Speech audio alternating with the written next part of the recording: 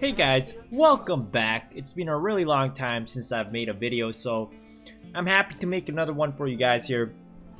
And I really wanted to give the Juggernaut a shot as I had unlocked it recently, and it is one of my most favorite units in the game because of its cool 3-tile artillery range, and when it's set up, it's super powerful. They can hit multiple units in one volley. But anyways, getting into this game, this is kind of the army composition I use.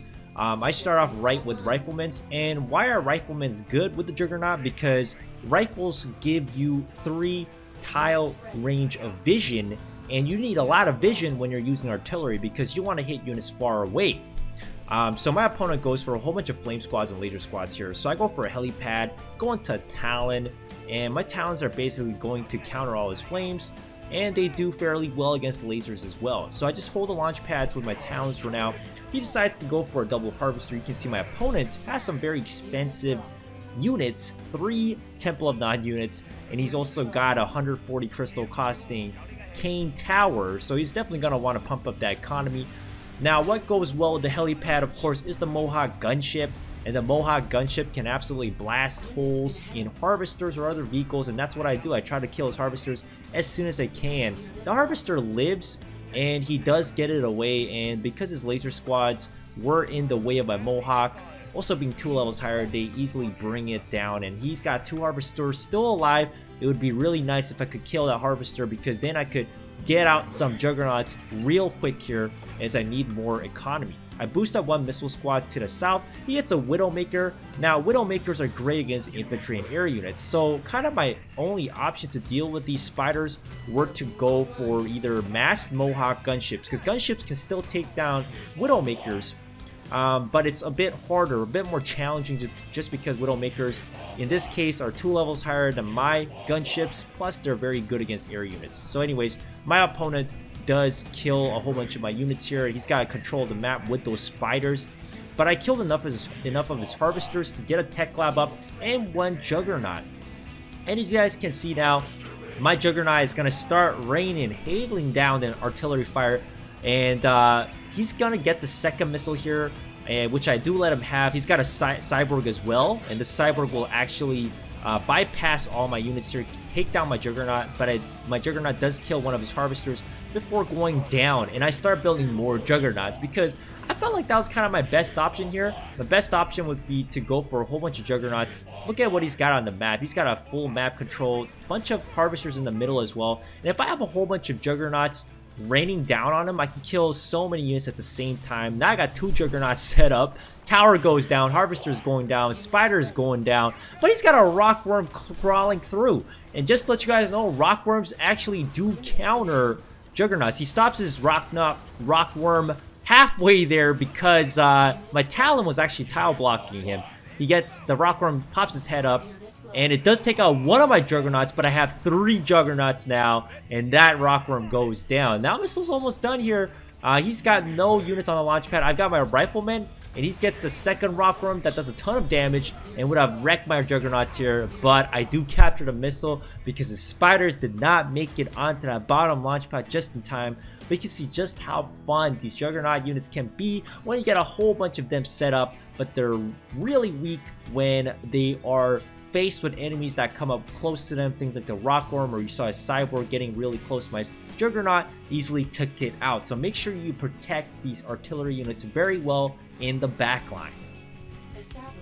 This will be the second game, guys, against my opponent Mojo, and it's going to be GDI versus GDI. He'll be on the left-hand side, and I'm going to be using my same Juggernaut army here, guys. 3 helipad units and 2 infantry to support. I go into a rack right off the bat, and you see me going for my cheap rifleman scouting unit. And once again, guys, if you want to use the Juggernaut or artillery, I highly recommend you bring in either the War Dog or the Rifleman, just because you want to be able to pump out cheap units that give you enough vision range for your Juggernaut to fire and rain its shell on your opponents. But anyways, my opponent goes for a whole bunch of shockwaves here. He's going to get surprised by my Talons because I see this with my Riflemen. And Talons, of course, are going to wreck all of these shockwaves and other infantry units that he builds. and he's gonna drop in the turret, but that's just not gonna do too much here. I'm gonna run away with all my units here. He gets one missile squad up. I just keep building talons because talons are pretty amazing against most infantry units anyways. So I kill all of the shockwaves here. He goes for a double harvester, and you can see he's got 4 tech lab units, including the mammoth tank. So of course he wants some crystals pumping up. Now I don't see that he has a double harvester though.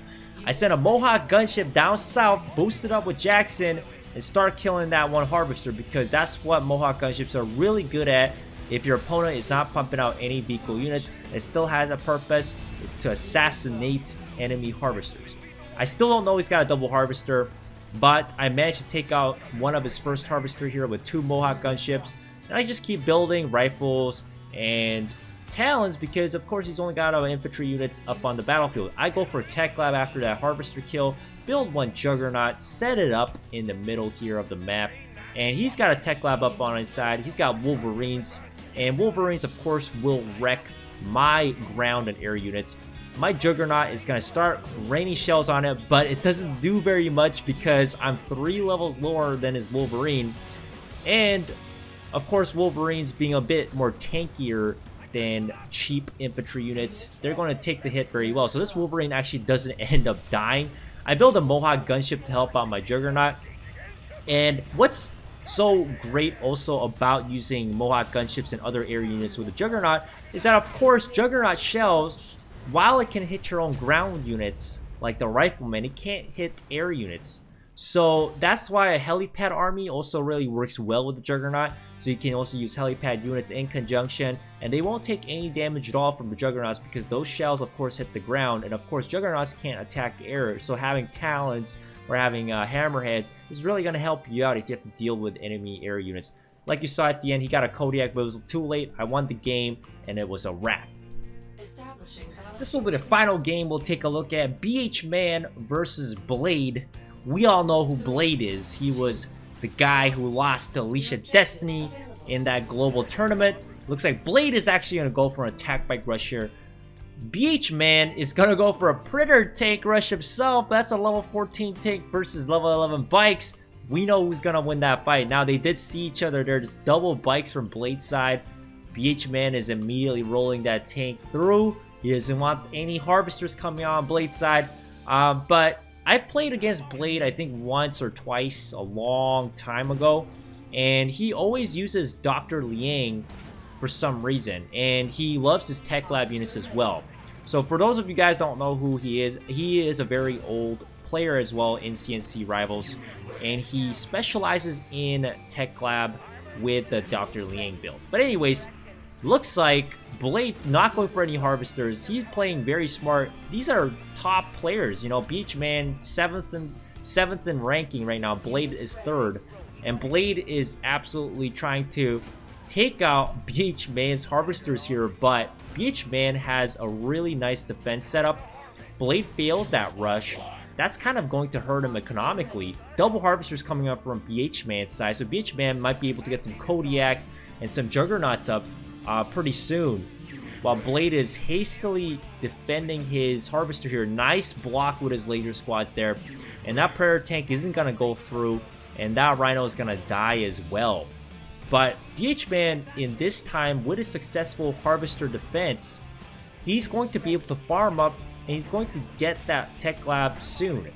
But right now, BH Man looks like he's just really trying to focus on the top. He healed some of his tank units with a drone.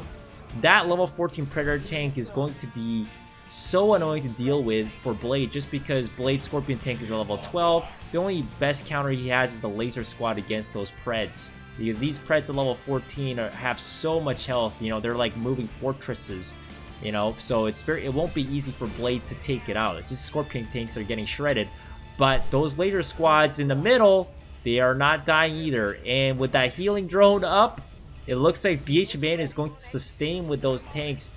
And he doesn't have a solid counter to those laser squads other than the Rhino, but the Rhino is 2 levels higher. So BH Man's Rhino should be able to take out those lasers relatively well. They're not super effective just because lasers are also good against vehicle units, but you can see BH Man has primarily a vehicle opening, and there's a Juggernaut coming out from BH Man's side. That is what I wanted to see. And look at that, Juggernaut firing on the bike on the top launch pad, but that's not going to save him the missile. Blade is going to capture that. Kodiak also coming out, but that Banshee's boosted up, and it's trying to kill everything on the ground here. And there's nothing that counters the Banshee right now, except for the Hammerhead that just came up from BH Man's side. And BH Man is going for Harvesters with a Kodiak Predator tank. That Juggernaut was barely saved. That Hammerhead is going to do so much work. And yeah, Blade pretty much is just going to go for tons of laser squads. Even though Blade did have the first missile here, that Juggernaut from the back is definitely going to keep things out of range here. So that Juggernaut's going to fire on anything in that 3-tile range. But that Banshee boosted from Blade's side is just so quick, so fast, and so strong. It's going to take out the Juggernaut, but another Juggernaut immediately replaces it. BH Man's got that up. And so far, it's not looking so easy for Blade at this moment, but Blade is a good player, so he obviously would know how to counter this. But that Juggernaut from the back, shelling units from behind, the Kodiak battleship now coming out, and he's got one Hammerhead to take care of those Banshees as well. And the missiles right now are not... It's kind of right now looking like it could go to Blade, but now with the 2 Hammerheads, BH Man's just got this. And laser squads, I feel like laser squads and Banshees are kind of Blade's only option right now. And Blade is just going for a ton of laser squad. BH Man moving up that Juggernaut, because now the Juggernaut can shell everything from far away. Those laser squads are going to die. Notice how the Harvesters are also done mining the crystals from BH Man's side.